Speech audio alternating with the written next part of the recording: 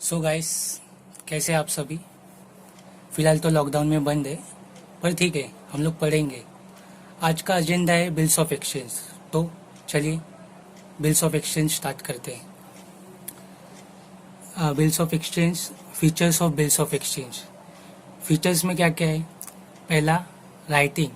Bills of exchange हमेशा लिखा हुआ होना चाहिए, ओरली नहीं होना चाहिए, क्योंकि लीगली हम देखा जाए तो हमें हमारे पास एक प्रूफ होना चाहिए, प्रूफ, इसलिए वो रिटर्न में होना चाहिए। Second, stamp. उस पर स्टैम्प होना चाहिए, वो स्टैम्प कोई भी हो सकता है।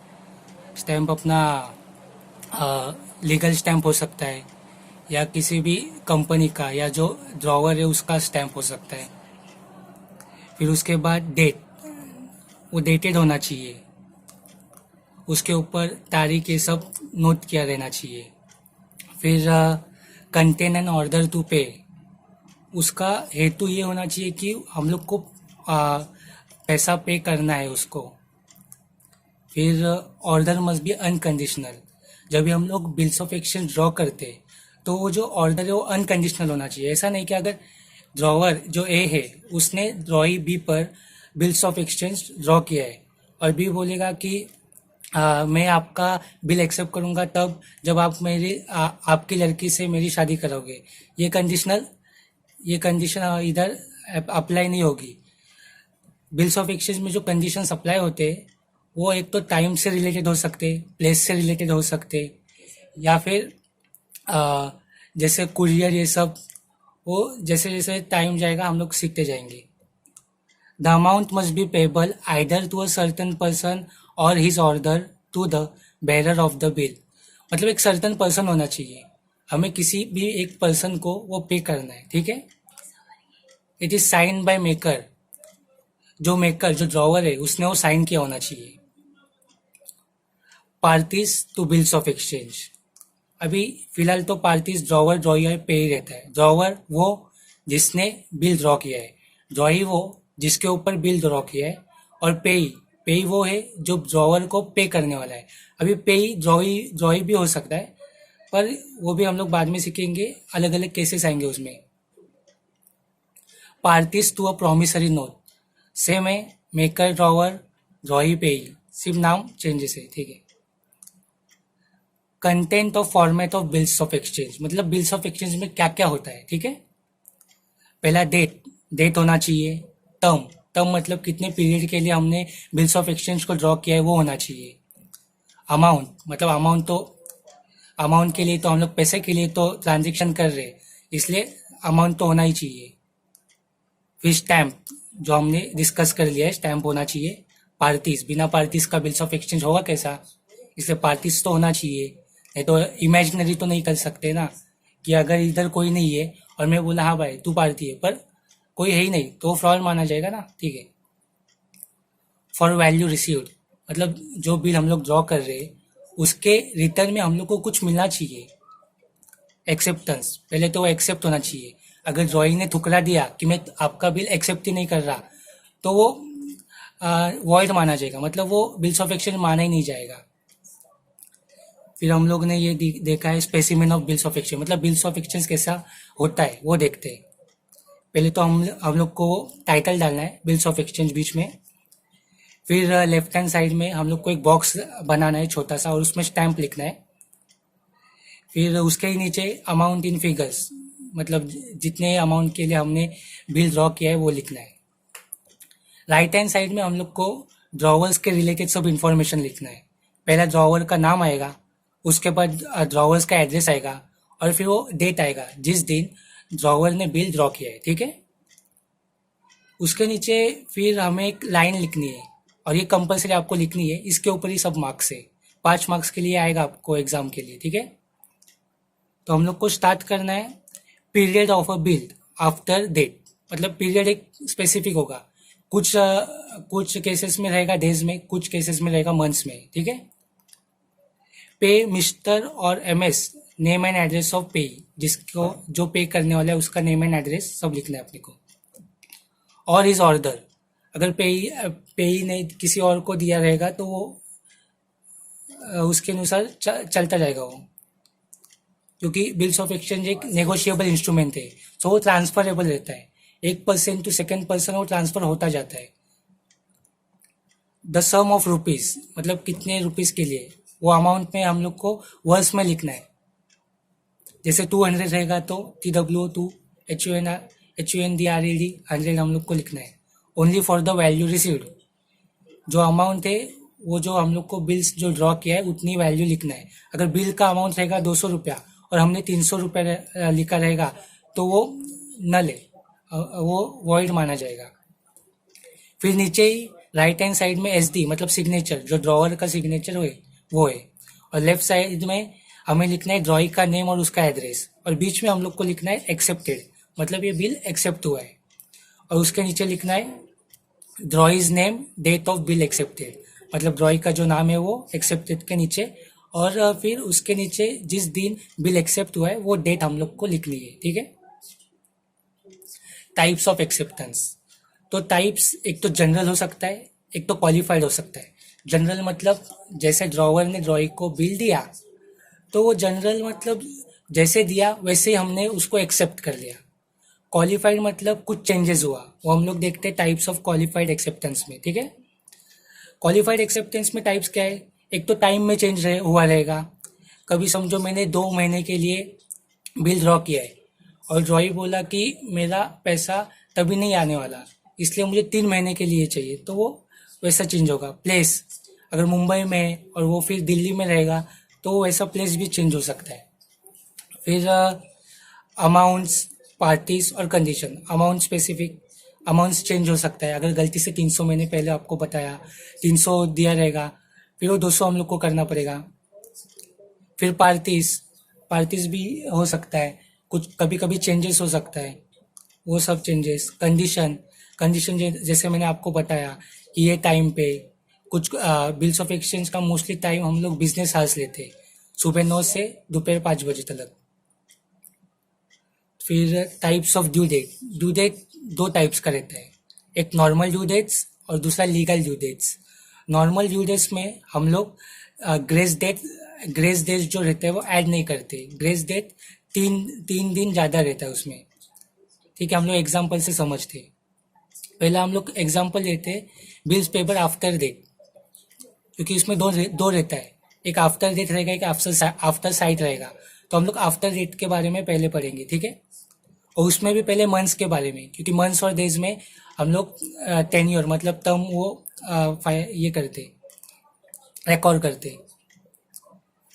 एग्जाम्पल देखते हैं हम लोग। अ बिल डेटेड 12 जून 2019 पेबल 2 months आफ्टर डेज, मतलब 12 जून 2019 को बिल ड्रॉ किया है और वो 2 महीने बाद हम लोग को पे करना है।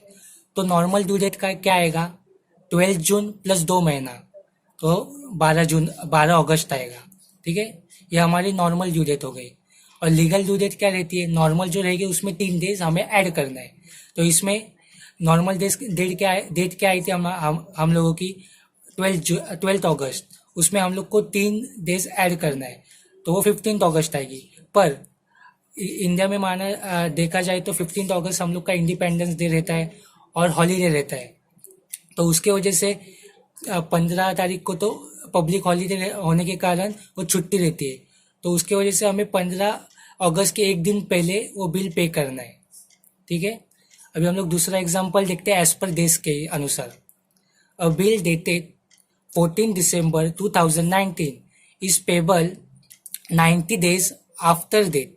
पहले 2 महीना था, अभी 90 डेज है। ठीक है, कैलकुलेट द ड्यू डेट, पहले हम लोग को मंथ्स देखना है, फिर एक्चुअल डेट एक्सपायर। ठीक है, अभी दिसंबर को 14 तारीख को बिल ड्रॉ किया है, तो दिसंबर में कितने डेज रहते हैं एक्चुअली 31, तो वो जो 14 डेज को ड्रॉ किया है वो पहले 14 डेज हम लोग पहले माइनस करेंगे, तो दिसंबर में कितने दिन बचेंगे 17 डेज। ठीक है, फिर जनवरी के 31 डेज, फिर फेब्रुआरी 20, अभी इधर 20 है मतलब लीप ईयर है, मतलब फेब्रुआरी में 29 डेज रहेगा, तो वो 29 डेज हम लोग रिकॉर्ड करेंगे। फिर मार्च का 31 डेज रहता है, पर इधर हम लोग देखेंगे तो 31 डेज पूरा नहीं आएगा, क्योंकि 90 डेज कंप्लीट होने आ रहे हैं, तो हम लोग 17, 31 और 29 का एडिशन करके देखेंगे कि कितना डेज बचा है और उसको 90 से माइनस करेंगे तो जो अमाउंट आएगी वो 13 है, फिर उसका टोटल होगा 90 डेज, ठीक है। फिर दूसरा कंसेप्ट हमारा आता है बिल्स पेबल आफ्टर साइट, जो मैंने आपको पहले बताया कि दो टाइप्स रहते हैं, ठीक है।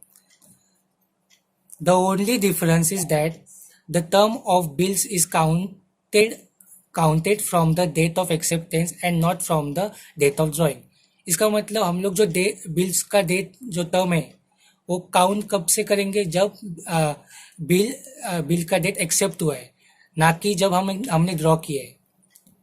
एग्जाम्पल देखते हैं। A bill dated 27 September 2019 is payable 2 months after sight. 2 months after sight, ठीक है। It was accepted on 31st December 2019. Accept कब किया है? 31st December 2019। इसको हम लोग को ध्यान में रखना है, ठीक है। Calculate the due date of the bill. Due date हम लोग को कैलकुलेट करनी है, सिंपल है। डेट ऑफ एक्सेप्टेंस क्या है? 31st December 2019, ठीक है। Therefore, due date will be, normal due date क्या है? 31st दिसंबर प्लस 2 मंथ्स ऐड करना है। अभी 2 मंथ्स है इसलिए फेब्रुआरी का 29, उसमें 31 डेज नहीं रहता, तो हम लोग ने जनवरी फेब्रुआरी वैसे ले लिया। फिर लीगल डेट क्या? नॉमिनल डेट प्लस 3 डेज, तो वो हम लोग करेंगे तो 3 मार्च हम लोग की लीगल ड्यू डेट आएगी। फिर हम लोग का दूसरा कंसेप्ट आता है होल्डर मतलब कौन? जिसके पास राइट और पोजीशन है बिल्स ऑफ एक्सचेंज का, मतलब जिसके हाथ में बिल है वो होल्डर है। होल्डर इन ड्यू कोर्स मतलब कौन? वो ऑब्टेन्स अ निगोशिएबल इंस्ट्रूमेंट, जिसने निगोशिएबल इंस्ट्रूमेंट लिया है। क्यों? For a valuable consideration, for मतलब एक अमाउंट के लिए, इन गुड फेथ, ना कि फ्रॉड करने के लिए, अच्छाई के लिए लिया है। मतलब फ्रॉड विल हम लोग को कुछ नहीं करना, हम लोग को सिर्फ अपना काम के लिए हम लोग ने किया है। बिफोर मेच्योरिटी मतलब वो बिल का टर्म खत्म होने से पहले। Types of bills of exchange के टाइप्स क्या क्या होते हैं वो हम लोग पढ़ेंगे। ट्रेड बिल मतलब जो हम लोग अभी पढ़ते आ रहे हैं वही नॉर्मल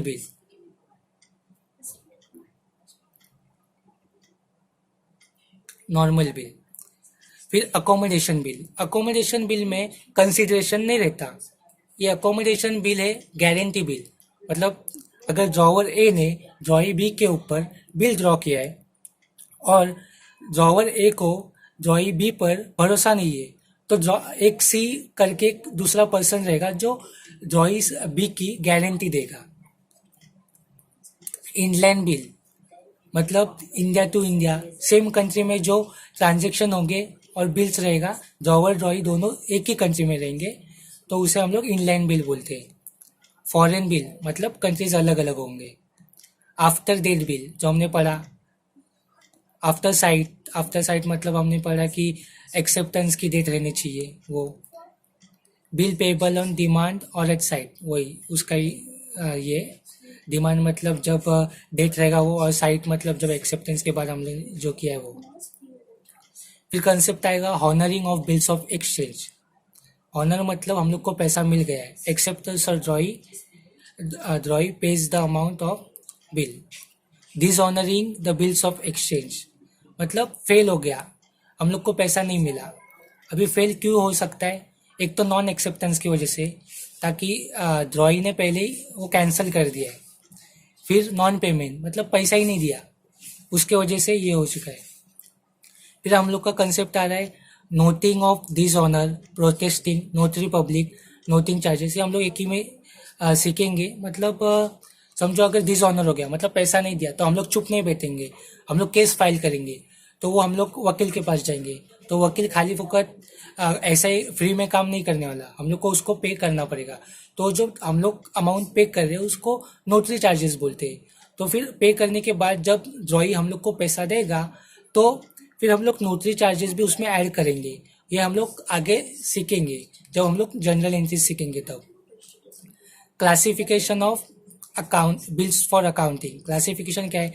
एक तो बिल रिसीवेबल है। बिल रिसीवेबल क्या है? असेट्स ऑफ ड्रॉवर, क्योंकि ड्रॉवर जिसने बिल ड्रॉ किया है उसको पैसा मिलने वाला है ड्रॉई से। फिर बिल्स पेबल, लाइबिलिटी ऑफ ड्रॉई जिसके ऊपर वो बिल ड्रॉ किया है उसके ऊपर वो लायबिलिटी है, मतलब उसको पे करना है। आगे का हम लोग अगले लेक्चर में करेंगे। तब तक आप जो मैंने स्पेसिमेंट दिया है बिल्स ऑफ एक्सचेंज का, टेक्स्ट बुक्स में से आप सब जो एग्जाम्पल्स है जो बिल्स ऑफ एक्सचेंज के वो देख लो। और अगर आपको कुछ समझ ना आए तो मुझे कमेंट बॉक्स में कमेंट कर देना। Thank you.